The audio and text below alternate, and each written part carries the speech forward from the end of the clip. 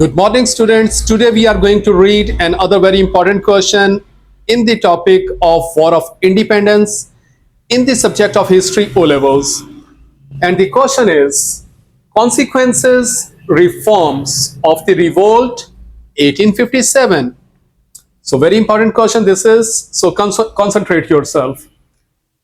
The rule of the British East India Company ended and India came under the British government after the War of the Independence.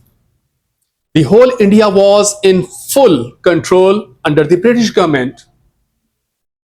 The Governor General was renamed as Viceroy, which was higher title.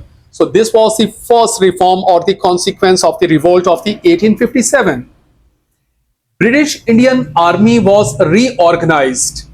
The number of the Indian soldiers was decreased and that of the British soldiers was increased.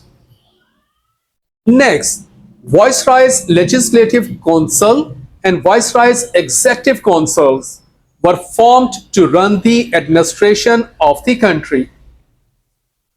The next consequence was system of the elections was used in 1892. The next consequence or the reform was policy of the annexation of the states was stopped. Next consequence or reform of the War of the Independence was steps were taken to improve the material welfare of the people. Roads, bridges, canals, hospitals, schools, and sanitation works were built for the good of the people.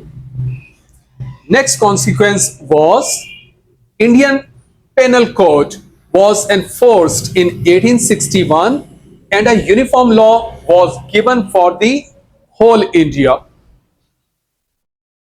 Next consequence was Indians were promised that they would be freely admitted to government service. Next consequence was, but as a result of the revolt of the 1857, the Muslims of the India suffered badly. Their lands were confiscated and government posts were denied to them.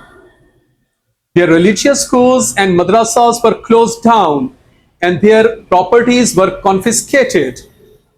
Mistrust and hatred developed between Muslims and the British. The next consequence was modern industrialization was experienced as the first cotton factory using advanced technology was set up. And the next consequence of the War of the Independence or the Revolt of the Independence was constitutional reforms were introduced in 1909, 1919, and 1935, and power was given in Indian hands gradually. So these were the consequences or the reforms after the War of the Independence, 1857. This is one of the very important question in the topic of the War of the Independence. So read this lecture again very carefully and make your notes. Thank you so much.